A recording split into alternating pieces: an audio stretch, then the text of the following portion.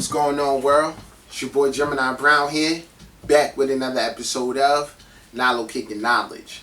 Today, we're going into the Sun in Taurus. And as you know, our Sun Sign series is really focusing on trying to find our soul's purpose, man, and understand the spiritual potential within ourselves. Now, when the Sun comes into Taurus, it's going into a sign that's ruled by Venus, and it's going into a sign that is an earth sign. So it's very much stable and grounded. And Taurus has some of the, I like to consider the best energy out there, because the Gemini energy is very, with Mercury being so fast, it's so, it's not chaotic, it's just all over the place, okay? How a Gemini sun processes things, or a Gemini moon mentally processes things, is amazing. Like, you could only really experience it to understand. But what I've noticed with Taurus is that Taurus, it's got this slow energy to it, like slow in the sense of just like at their own pace, and it gradually builds like a snowball effect. You know, so these guys are really adept at carrying out their goals and really manifesting them here on the physical plane.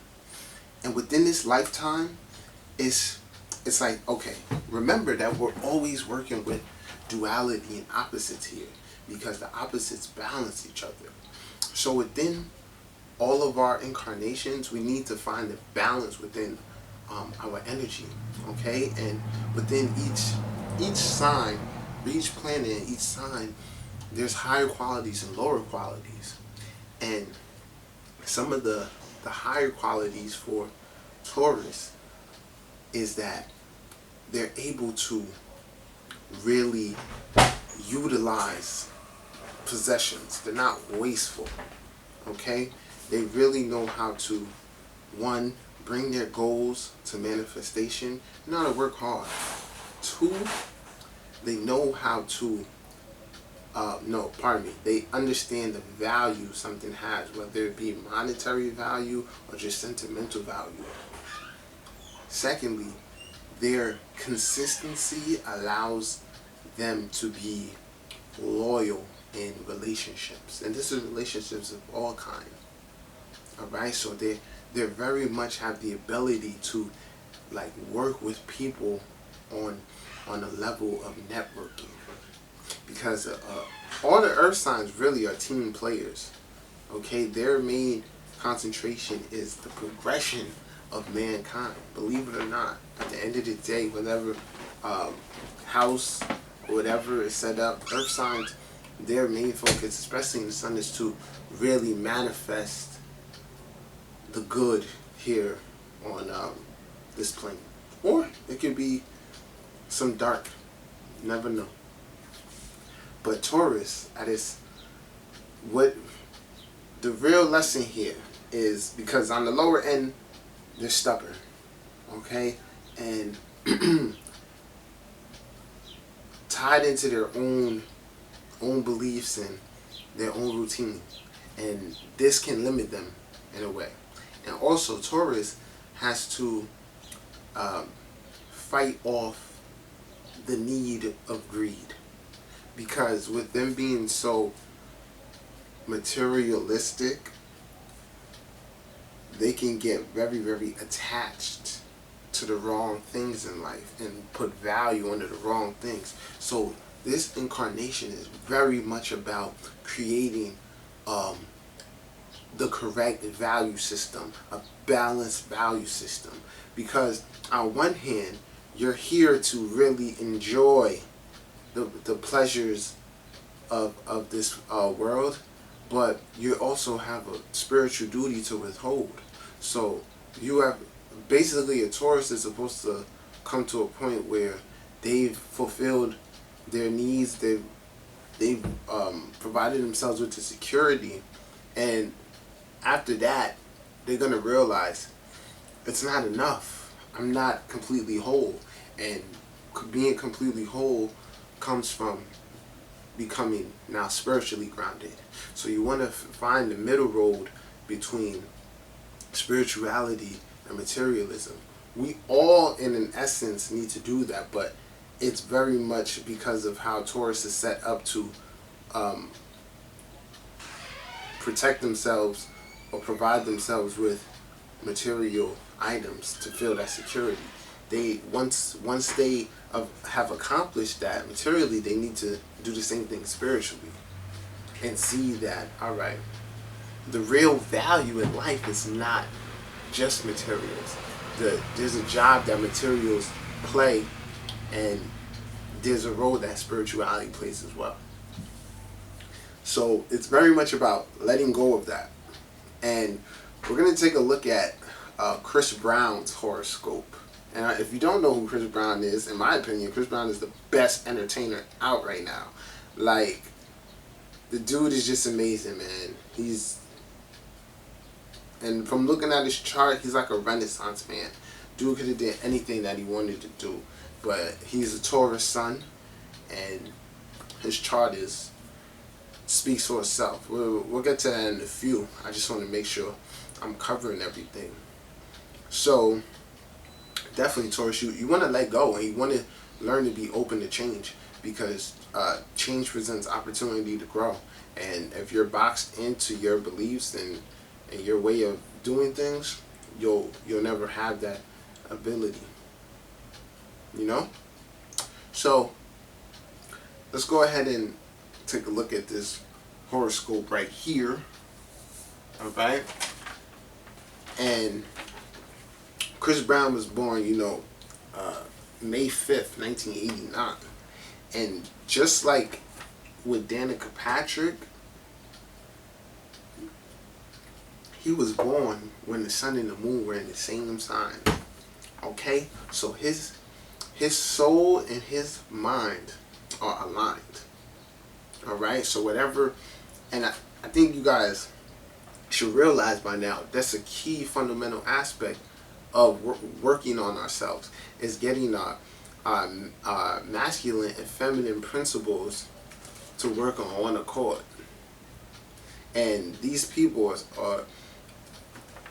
seem to be reaching their goals because they're born naturally with those energies aligned. It amplifies the energy within the person and also makes them more focused. Okay, so if we have a goal, all right, and we have a sun sign that is, like, let's say Aries, and then we have a moon sign that is Scorpio, we have to learn how to get both those energies to work together for us to accomplish our goal. All right, and when they're in the same sign, they're naturally working together, same house and everything. Now, what's so crazy is that Chris has a 3-planet conjunction in the 10th house in Taurus. So he has Sun, Moon, and Venus in Taurus. All right, and Sun has the strongest say in the conjunction because it's at 15 degrees, while Moon is at 17 degrees and Venus is at 23 degrees. Now, this right here, people always ask me like lots of questions. Like, how does a person get so creative, or what makes one person how you have two people who do the same thing, but one's just more unique? Well, it's certain house placements and in conjunctions. And Chris having the Sun, Moon, and Venus, and honestly, it's really Jupiter is pretty much conjunct. Jupiter and Mercury are in the 11th house, and they're conjunct as well. Okay, but Jupiter is conjunct with Sun and Moon. He's at 10 degrees. Now, with Chris having this conjunction of Sun, Moon, and Venus, and oh yeah, by the way, he is a Leo ascendant, before I forget. So Chris Brown's a Taurus Sun, a Taurus Moon, and a Leo ascendant. Alright? So, Sun is ruling the chart. Sun is ruling the chart. And Sun is in the 10th house. 10th house sun is at its highest strength. And we call this the presidential position. But this conjunction really, you could say in essence, within his whole aura, infused creativity. Like, his need to create or his need to express is very, very natural. Just, it's like a need to eat. And it's certain creative yogas that you just can't, if you don't pay attention to the gifts you've been given, the energy is going to turn destructive. Alright? Now, we see that this conjunction is happening in the 10th house. The 10th house is the public, the house of career and achievement. Right? Now, the thing why I tend to follow Eastern astrology, more so Vedic astrology, is because of certain systems that are in place. And one of those systems is called the system of Mahadashas, which are planetary time periods where one planet is having the most say in the natal chart, okay, for a given amount of time. And when that happens, the house which that planet is sitting in is suddenly like the lights are on, it's activated. Alright? Now, the crazy thing is, so there are, nothing is written in stone. Things are set to happen, right? But we influence them, and we have to be present for them to actually occur, right? So let me just give you this example. Say Chris Brown was supposed to meet the person that signed him on a specific day, but if something happened and he didn't get to meet that person, right? Destiny is like a GPS. All in my opinion, remember? It's like a GPS. If he would have missed that opportunity, destiny would have rerouted itself. All in all, there's something that the soul is aiming to achieve, okay? But it's never just one thing. The way Chris Brown's chart is set up is that he, in essence, could have really did anything he put his mind to at a young age, okay?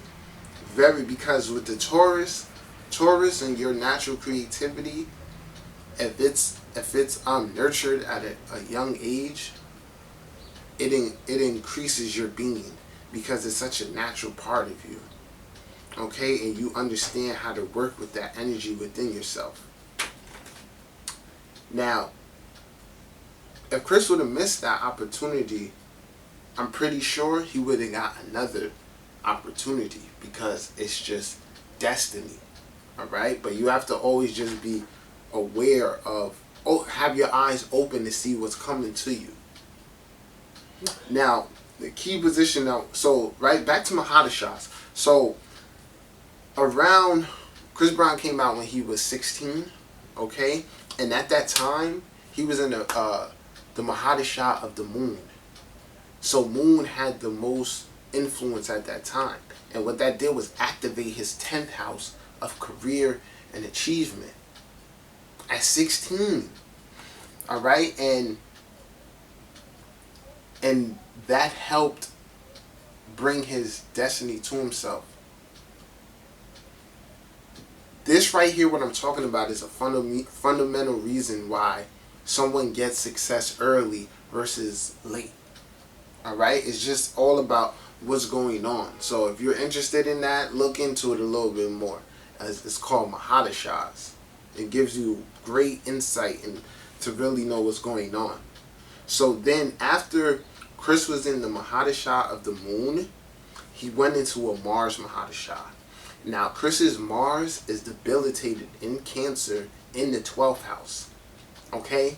Now Mars in the 12th house is a position that gives a person natural anger. Okay? It's just like they may not naturally be outwardly angry, but it's something there that, you know, when provoked, the anger comes out. Now his is amplified because not only is it in the 12th, but it's debilitated in Cancer. And during his incident with, you know, Rihanna, he was in the Mahadasha of Mars, which activated that position and those qualities. Alright, so this is how we can really judge what's going on in a person's chart and in their life. All in all, with Chris, like with his Chiron is also in the 12th house, which really makes him, in my opinion, you know, sent here on a mission. I believe those with Chiron in the 12th are really here for humanity, for the purpose of teaching humanity and just, you know, advancing the world specifically. But all in all, his North Node is in the 8th house in Pisces. And really with Chris, his whole life is about sudden changes. Things constantly, good or bad, happen to him suddenly. But within himself, he has the ability to always persevere. Mars may be debilitated, but Mars in the 12th is, in essence, a spiritual warrior. Alright? Someone who's really, they're not easily broken. They may have their faults, as we all do, but he's not easily broken. And his Saturn, his Uranus, and his Neptune are in the 6th house, which is key. The 6th house is not only the house of, you know, like health and diseases and stuff like that, but it's everyday life. Alright? And with Mars opposing those planets, it's he could have took this Mars and been lazy, but by working with Mars and Saturn, Uranus, this opposition, it also propelled his destiny to him. It's another thing you need to know about Saturn. Saturn works with those who work hard. He rewards hard work. Alright? There's a lot going on in Chris's chart. I can keep going for days, but it's like, even if he wasn't an entertainer, the dude would still be very wealthy. Alright? Because it's a very blessed chart. So, I used him because I think he's a really good Taurus, and he shows it on all facets. He's creative, he's romantic, and he's been through some stuff, and they haven't been able to break him. Change, you see what I mean? He's dealt with change pretty well. He's had to change a lot of things in his life, just like that, very suddenly. So these are key factors for Taurus. Alright? I hope you guys enjoyed my interpretation of the Sun in Taurus. Feel free to drop a